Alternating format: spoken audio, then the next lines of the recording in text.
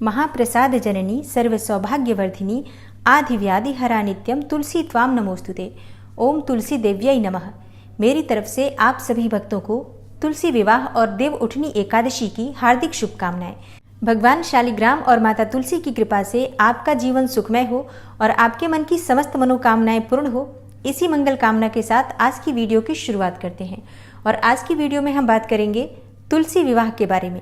शास्त्रों के अनुसार तुलसी विवाह की संपूर्ण विधि क्या होती है, किस विधि से हमें तुलसी की पूजा आराधना करनी चाहिए, शालिग्राम के साथ उनका विवाह संपन्न करना चाहिए, भोग कौन सा अर्पित करना चाहिए, और हाँ, शास्त्रों के अनुसार आज तुलसी और शालिग्राम विवाह करते समय किन मंत्रों का जप करना चाहिए जिससे कि मन की समस्त कामनाएं पूर्ण हो, भगवान शालिग्राम और माता तुलसी की कृपा आपको प्राप्त हो और आपके घर में सुख समृद्धि, संतान और सौभाग्य की वृद्धि हो। इसके लिए आज विशेष क्या करना चाहिए, तो संपूर्ण सरल और शास्त्रीय पूजा विधि आपसे शेयर करने वाली हूँ। वीडियो को पूरा जरूर देखिए और अगर आपको आज की वीडियो अच्छी लगे तो इसे लाइक भी जरूर कीजिए, क्योंकि आपके लाइक्स, आपके कमेंट्स मेरे लिए बहुत महत्वपूर्ण हैं। ये एकमात्र जरिया है जिनसे मुझे पता चलता है कि आपके लिए ये वीडियो उपयोगी है और आपको ये वीडियो पसंद आती है। तो अगर वीडियो अच्छी लगती है तो वीडियो को लाइक तो जरूर ही किया करें। तो बात करते हैं सबसे पहले कि तुलसी विवाह में आपको किन सामग्रियों की आवश्यकता होती है। तो देखिए, तुलसी विवाह करते समय सबसे पहले तो पूजा की जो सामग्री होती है वही चाहिए होती है हमें, जो हमारे घर में ही मौजूद होती है, जैसे कि हल्दी, चंदन, ये सब चीज़ें, धूप बत्ती, अगरबत्ती, इत्र, कुछ चीज़ें तो हमारे घर में ही होती हैं और कुछ विशेष सामग्री जो आपको लेकर आनी होती है आज के दिन, जैसे कि भगवान को भोग अर्पित करने के लिए ऋतुफल, जो भी इस समय सीजनल फ्रूट्स मार्केट में अवेलेबल हैं, वो सभी फ्रूट्स आप लेकर आ सकते हैं, जैसी भी आपकी सामर्थ्य है। जैसे कि आप गन्ना ले सकते हैं, मूली ले सकते हैं, आंवला, बेर, शकरकंद, सिंघाड़ा, सीताफल, अमरूद, ये सभी जो इस समय आपको आसानी से मिल जाएंगी वही चीज़ें आप लेकर आइए। और इसके साथ ही आप मिठाई ले सकते हैं, घर में भी कुछ पकवान बना सकते हैं। तो मतलब भोग की कुछ सामग्री आपको चाहिए जो हमें भगवान को भोग अर्पित करना है। और इसके बाद माता तुलसी के लिए श्रृंगार की सामग्री चाहिए, तो आप 16 श्रृंगार की सभी सामग्री ले सकते हैं अपनी इच्छा के अनुसार और सामर्थ्य के अनुसार।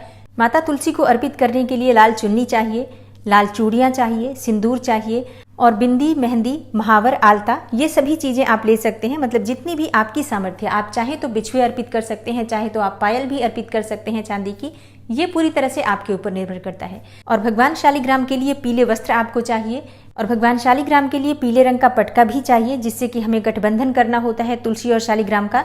पंचमेवा ले लीजिए, क्योंकि माता की गोद भराई करनी होती है तो उसके लिए हमें पंचमेवा चाहिए। और पंच पल्लव चाहिए कलश पर रखने के लिए। आप चाहे तो आम के पत्ते या अशोक के पत्ते ले सकते हैं। आम या अशोक के पत्ते ना मिले तो आप पान के पत्ते का भी प्रयोग कर सकते हैं। और पूजा के लिए लाल और पीले रंग के पुष्प चाहिए। लाल रंग के पुष्प माता तुलसी के लिए और पीले रंग के पुष्प भगवान शालिग्राम को अर्पित करने के लिए। तो इस प्रकार से ये सभी सामग्री आप एकत्रित कर लीजिए।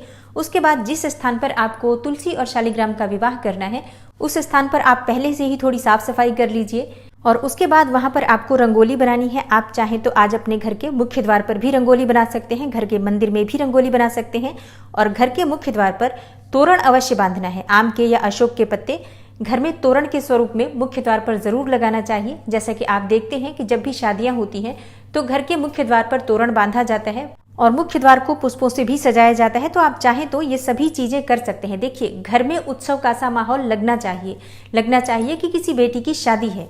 तो अपनी तरफ से आप अपने घर की साज सजावट जितनी भी आपकी इच्छा हो और सामर्थ्य हो आप जरूर कर लीजिए। और शाम के समय गोधूली वेला में ही तुलसी और शालिग्राम का विवाह संपन्न किया जाता है। आप एकादशी के दिन भी कर सकते हैं और द्वादशी के दिन भी कर सकते हैं, या फिर इन दोनों दिनों में नहीं कर पाते हैं तो आप पूर्णिमा के दिन भी कर सकते हैं। और ये सभी दिन शास्त्रों के अनुसार श्रेष्ठ होते हैं, तो परेशान होने की बिल्कुल भी आवश्यकता नहीं है। जिस दिन भी आपकी सुविधा हो आप तुलसी विवाह संपन्न कर सकते हैं। तो जिस दिन आपको विवाह करना है उस दिन तुलसी विवाह से पहले परिवार के सभी सदस्य स्नान कर लें, अच्छे से साफ स्वच्छ वस्त्र धारण कर लें, संभव हो तो नए वस्त्र धारण करने चाहिए। और जिस स्थान पर तुलसी विवाह करना है उस स्थान पर परिवार के सभी सदस्य एकत्रित हो जाएं और इसके बाद तुलसी और शालिग्राम को एक चौकी पर स्थापित कीजिए। देखिए, तुलसी एक गमले में है और शालिग्राम एक आसन पर होंगे। एक ही चौकी पर आप चाहें तो विराजित कर सकते हैं, या फिर आप अलग अलग चौकियों पर भी शालिग्राम और तुलसी को विराजित कर सकते हैं। तो अपनी इच्छा के अनुसार, अपनी सुविधा के अनुसार आप देख लीजिए। दोनों का आसन एक सार होना चाहिए, एक ऊंचाई पर होना चाहिए, इस बात का ध्यान रखिए। और शालिग्राम तुलसी के दाईं तरफ विराजित होंगे, इस बात का भी ध्यान रखिए। और चौकी पर लाल या पीले रंग का कपड़ा बिछा लीजिए, उसी के ऊपर आपको शालिग्राम और तुलसी की स्थापना करनी है। और किसी भी पूजा में, किसी भी विवाह में कलश की स्थापना अत्यंत आवश्यक होती है, तो सबसे पहले कलश की स्थापना कर लीजिए। तो एक पात्र लेना है, उसमें गंगा जल डाल दीजिए, उसके बाद शुद्ध जल से उसे भर दीजिए और कलश के अंदर आपको एक सिक्का डालना है, एक सुपारी डालना है, एक साबुत हल्दी डालनी है और लौंग इलायची आप चाहें तो डाल सकते हैं। इस तरह से आप ये सभी चीजें डालकर कलश की स्थापना कीजिए। कलश के ऊपर आपको पंच पल्लव रखना है, मतलब आम या अशोक के पत्ते कलश के ऊपर रखकर उसके ऊपर आपको पूर्ण पात्र रखना है। पूर्ण पात्र बहुत आवश्यक होता है, मतलब कलश के ऊपर आपको एक प्लेट रखनी है या फिर आप चाहे तो मिट्टी का ढक्कन रख सकते हैं, उसमें आपको चावल रखना है या फिर आप गेहूं भी रख सकते हैं। अब बहुत से भक्तों का प्रश्न होता है कि एकादशी के दिन हम चावल का प्रयोग किस प्रकार से कर सकते हैं। तो देखिए, एकादशी के दिन चावल खाना वर्जित होता है, मतलब हम चावल खा नहीं सकते हैं। ये बात मैं पहले भी आप लोगों को बता चुकी हूँ कि चावल एकादशी के दिन हमें खाना नहीं चाहिए, लेकिन हम पूजा में प्रयोग कर सकते हैं। सिर्फ भगवान श्री हरि विष्णु को हम अक्षत अर्पित नहीं करते हैं, चावल अर्पित नहीं करते हैं, बस इस बात का ध्यान रखना होता है। ऐसा नहीं है कि हम किसी भी देवी देवता की पूजा में चावल का प्रयोग नहीं करेंगे। तो पूर्ण पात्र में आप चावल रख सकते हैं, संशय की कोई बात नहीं है, लेकिन फिर भी अगर आपके मन में संशय है तो आप गेहूं रख दीजिए, कोई समस्या नहीं है। और पूर्ण पात्र के ऊपर आपको एक नारियल रखना है। नारियल में आप कलावा लपेट सकते हैं, चाहे तो लाल चुन्नी भी लपेट सकते हैं। अब आपकी कलश की स्थापना हो गई है। और हाँ, कलश की स्थापना करने से पहले अपने सामने एक शुद्ध घी का या तिल तेल का दीपक भी अवश्य प्रज्वलित कर लीजिए। इसके बाद गौरी गणेश की स्थापना की जाती है, तो अगर आपके पास गौरी गणेश की मूर्ति है तो आप उनकी स्थापना करके पूजा कर सकते हैं, और नहीं है तो सुपारी पर आप कलावा लपेटकर और गणेश जी की स्थापना कर सकते हैं। और इसके साथ ही मिट्टी की या गोबर की गौरी बनाकर भी एक साथ दोनों को रखकर और विधिवत उनकी पूजा कर सकते हैं। सबसे पहले गौरी गणेश का ही पूजन होता है किसी भी पूजा में, तो पंचोपचार विधि से गौरी गणेश का पूजन कर लीजिए। सबसे पहले थोड़ा सा जल अर्पित कर दीजिए, फिर अक्षत पुष्प धूप दीप दिखाकर और थोड़ा सा भोग अर्पित करके गौरी गणेश का पूजन हो गया। इसके बाद आपको इसी प्रकार से कलश की भी पूजा करनी है। पंचोपचार विधि से धूप दीप अक्षत पुष्प दिखाकर कलश की पूजा कर लीजिए। अब आपको तुलसी और शालिग्राम की पूजा करनी है, उनका विवाह संपन्न करना है। तो विवाह की रस्मों में सबसे पहले हल्दी की रस्म होती है। थोड़ी सी हल्दी ले लीजिए, उस हल्दी में आपको थोड़ा सा गुलाब जल या गंगा जल मिला लेना है और इस हल्दी में से सबसे पहले शालिग्राम को आप अर्पित करेंगे। और हल्दी लगाने के लिए आप चाहें तो एक आम के पत्ते का प्रयोग कर सकते हैं या फिर आप अपनी अनामिका उंगली से भी अच्छी तरह से शालिग्राम को हल्दी लगा दीजिए। उसके बाद तुलसी की जड़ में, तुलसी के पत्तों में आप हल्दी अर्पित करेंगे और उसके बाद शालिग्राम का अभिषेक किया जाएगा। तो आप चाहें तो पंचामृत से अभिषेक कर सकते हैं, कच्चे दूध से कर सकते हैं और उसके बाद शुद्ध जल से, गंगा जल से शालिग्राम का अभिषेक कीजिए। और अब एक बहुत बड़ा प्रश्न है कि अगर हम एकादशी के दिन तुलसी विवाह संपन्न कर रहे हैं तो तुलसी में हम जल अर्पित कर सकते हैं क्या? देखिए, जब हम विवाह करेंगे तो कन्या का स्नान तो कराना पड़ेगा, इसलिए एकादशी होने के बावजूद भी आज हम तुलसी का अभिषेक करेंगे, तुलसी में जल अर्पित करेंगे। और अगर आपने पंचामृत से शालिग्राम का अभिषेक किया है तो सबसे पहले थोड़ा सा पंचामृत भी आप तुलसी को अर्पित करेंगे, उसके बाद जल से उनका अभिषेक कराएंगे। तो जिस प्रकार से आप शालिग्राम का अभिषेक कर रहे हैं वो सभी विधियां आपको तुलसी के लिए भी करनी है और इसमें आपको कोई दोष नहीं लगेगा, विश्वास रखिए। और अभिषेक करने के बाद वस्त्र अर्पित किया जाता है, तो आप शालिग्राम को पीले रंग के वस्त्र अर्पित करें, पीला पटका उन्हें धारण कराएं और तुलसी को लाल चुन्नी अर्पित करें। और वस्त्र धारण कराने के बाद श्रृंगार किया जाएगा। तो सबसे पहले भगवान शालिग्राम का श्रृंगार होगा चंदन से। चंदन से भगवान शालिग्राम को तिलक कीजिए, उनका श्रृंगार कीजिए, यज्ञोपवीत उन्हें धारण कराइए। और इसके बाद वरमाला की रस्म होती है। तो सबसे पहले आपको चाहिए 2 फूलों की माला, एक माला तुलसी के लिए और एक माला भगवान शालिग्राम के लिए। और सबसे पहले तुलसी से एक माला स्पर्श करा लीजिए और भगवान शालिग्राम को धारण करवा दीजिए।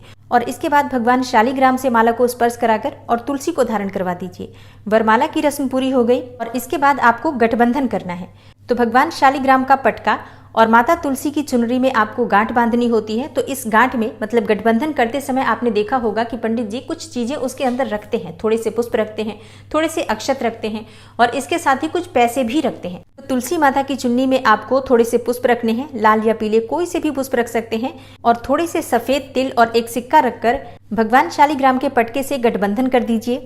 और गठबंधन की रस्म पूरी होने के बाद आप सिंदूर की रस्म करेंगे। तो भगवान शालिग्राम से स्पर्श कराकर ही सिंदूर तुलसी में लगाया जाता है। और सिंदूर की रस्म के लिए आप चाहें तो एक चांदी का सिक्का ले सकते हैं या फिर सोने की एक अंगूठी ले सकते हैं, सोने का छल्ला ले सकते हैं, कोई भी चीज जो आपके पास उपलब्ध हो। और उसमें सिंदूर उठाकर भगवान शालिग्राम से स्पर्श कराकर तुलसी की जड़ में अर्पित कीजिए, पत्तों में अर्पित कीजिए और इस प्रकार से 5 बार या 7 बार आप सिंदूर अर्पित कर सकते हैं शालिग्राम से स्पर्श कराकर तुलसी को। उसके बाद आप चाहें तो अपनी अनामिका उंगली से भी सिंदूर लेकर तुलसी के पत्तों में अर्पित कर सकते हैं। आज तुलसी के हर पत्ते में सिंदूर आप लगा सकते हैं। आज का दिन बहुत श्रेष्ठ होता है। सुहागिन स्त्रियां आज के दिन माँ तुलसी को जितना अधिक सिंदूर अर्पित करती हैं, कहा जाता है कि उतने जन्मों तक वो सौभाग्यवती रहती हैं। और इसके बाद आप शालिग्राम के फेरे करवा सकते हैं। तो कोई भी पुरुष सदस्य जो आपके घर में हो, जैसे कि बड़ा कोई पुरुष सदस्य हो तो वो भी कर सकता है। लेकिन अगर उस समय पर कोई पुरुष सदस्य घर में उपलब्ध ना हो या फिर कहीं बाहर रहते हो पुरुष सदस्य, तो ऐसे में महिलाएं परेशान हो जाती हैं कि हम पूजा किस प्रकार से संपन्न करें, फेरे किस प्रकार से करवाएं। तो देखिए, घर में कोई छोटा बच्चा भी हो, जो लड़का हो, तो वो भी शालिग्राम को उठाकर और फेरे संपन्न करवा सकता है। तो भगवान शालिग्राम के आसन को उठाना है। आप चाहें तो चौकी भी उठा सकते हैं, अगर अलग अलग चौकी है शालिग्राम और तुलसी की तो। लेकिन अगर एक ही चौकी पर तुलसी और शालिग्राम विराजमान है, तो ऐसे में शालिग्राम के आसन को अपने हाथ में उठाकर और पुरुष सदस्य 7 बार परिक्रमा कर लें तुलसी के चारों तरफ। और 7 परिक्रमा पूरी होने के बाद शालिग्राम को फिर से अपने जगह पर, अपने स्थान पर विराजित कर दें। और अब विवाह संपन्न हो गया, तो इसके बाद आप विधि विधान से शालिग्राम और तुलसी की पूजा आराधना करें, उन्हें पुष्प अर्पित करें, भोग अर्पित करें। आज के दिन भोग में सिंघाड़े का भोग आप लगा सकते हैं। कोई भी ऋतु फल जो होता है, जो अभी आपके पास उपलब्ध हो, वो सभी चीजें आप अर्पित कर सकते हैं। मिठाइयाँ अर्पित कर सकते हैं, मखाने की खीर अर्पित कर सकते हैं। और अगर एकादशी के दिन विवाह कर रहे हैं तो आप अन्न का भोग नहीं अर्पित कर सकते हैं। ऐसे में आप कुट्टू और सिंघाड़े की पूरियां चाहे तो अर्पित कर सकते हैं। और शालिग्राम को बिना तुलसी के भोग अर्पित नहीं कर सकते हैं, तो उनके भोग में तुलसी पत्ता अवश्य होना चाहिए। मतलब एक ही साथ हम भोग अर्पित करेंगे तुलसी और शालिग्राम को, तो तुलसी का पत्ता उसमें अवश्य होना चाहिए। शालिग्राम विराजित है तो उनके आसन पर और उनके मस्तक पर तुलसी दल अवश्य होना चाहिए। इसके अलावा एक विशेष उपाय है जो आज के दिन करना चाहिए। एक दिन पहले से ही तुलसी के पत्ते तोड़कर रखिए और तुलसी के पत्तों की या तुलसी दल की माला बनाकर और भगवान श्री शालिग्राम को अर्पित कीजिए। और उसके बाद अपने मन की कामना कहिए, तो निश्चित ही आपके मन की चाहे जो भी कामना हो पूर्ण होती है। और हाँ, विवाह करते समय, मतलब जिस समय से विवाह प्रारंभ होगा, पूजा प्रारंभ होगी, उस समय से लेकर और संपूर्ण होने तक आप मंत्रों का जप करते रहिए। घर में अगर किसी को भी मंगल गीत आते हैं, स्त्रियां हैं और महिलाएं हैं जो घर में मंगल गीत गा सकती हैं विवाह के, तो निश्चित ही आपको मंगल गीत गाकर तुलसी और शालिग्राम का विवाह संपन्न करवाना चाहिए। और मन में अगर कोई विशेष मनोकामना है तो भगवान शालिग्राम और तुलसी का विवाह संपन्न होने के बाद वहीं बैठकर विष्णु सहस्त्र नाम का पाठ करना चाहिए, तुलसी नामाष्टक का पाठ करना चाहिए। इससे आपके मन की समस्त कामनाएं पूर्ण होती हैं। और बात करें कि सुहाग की सामग्री हमें कब अर्पित करनी चाहिए, तो जब आप सिंदूर अर्पित कर देते हैं उसके बाद आपको सभी सुहाग की सामग्री माँ तुलसी को अर्पित करनी चाहिए। आप चाहें तो उन्हें धारण करवा सकते हैं, जैसे कि थोड़ी सी चूड़ियाँ तुलसी के तनों में बांध सकते हैं, सिंदूर उन्हें लगा सकते हैं, पत्तों पर बिंदी लगा सकते हैं, मेहंदी लगा सकते हैं। इस प्रकार से जितना संभव हो उन्हें अर्पित करना चाहिए। उनके पत्तों पर और उनके जड़ में आपको ये सभी चीज़ें लगानी चाहिए। महावर, आलता जो भी आपके पास है, थोड़ा थोड़ा तुलसी में ज़रूर लगा दीजिए। और सुहाग की सभी सामग्री अर्पित करने के बाद ही फेरे करवाए जाते हैं। तो तुलसी और शालिग्राम के विवाह की संपूर्ण शास्त्रीय और सरल विधि यही है। इसके अलावा आप चाहें तो हवन कर सकते हैं एक छोटा सा। और हवन पूर्ण करने के बाद, पूजा पूर्ण करने के बाद तुलसी और शालिग्राम की आरती करनी चाहिए। पहले भगवान श्री शालिग्राम की आरती कीजिए, उसके बाद तुलसी की आरती कीजिए। और विवाह आरती पूजा संपन्न होने के बाद तुलसी और शालिग्राम के सामने अपने मन की कामना कहिए। व्रत में, पूजा पाठ में, तुलसी विवाह में किसी भी प्रकार की जाने अनजाने हमसे गलतियां हो जाती हैं, परिवार के किसी भी सदस्य से कोई गलती हुई हो तो इसके लिए क्षमा प्रार्थना कर लीजिए। परिवार का प्रत्येक सदस्य तुलसी के पास जाकर अपना माथा टेके, मतलब मस्तक झुकाकर प्रणाम करें उन्हें। और इसके बाद जो प्रसाद आपने उन्हें अर्पित किया है, आप परिवार के सभी सदस्य मिलकर उसे ग्रहण कर सकते हैं, वितरित कर सकते हैं सभी सदस्यों में। अब एकादशी के दिन अगर आप तुलसी विवाह कर रहे हैं तो एकादशी के दिन दान की सामग्री में आप फलों का दान कर सकते हैं। मतलब जो भी फल, मिठाई इत्यादि आप चढ़ा रहे हैं वो चीजें दान में निकाल दीजिए।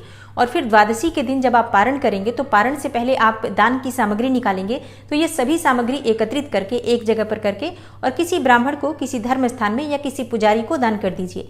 ध्यान रखिए, एकादशी का दान हमेशा किसी ब्राह्मण को दिया जाता है, तो शास्त्रीय नियमों का पालन जरूर करना चाहिए। और आशा करती हूँ आज की वीडियो से आपको लाभ अवश्य होगा। अगर आपको वीडियो अच्छी लगी हो, थोड़ी सी भी आपके लिए हेल्पफुल हो, तो वीडियो को लाइक कीजिए, ज़्यादा से ज़्यादा शेयर कीजिए। और चैनल पर पहली बार आए हैं तो चैनल को सब्सक्राइब करके बेल आइकन को ज़रूर प्रेस कर लीजिए। मिलती हूँ मैं आपसे अगली वीडियो में, तब तक के लिए नमस्कार।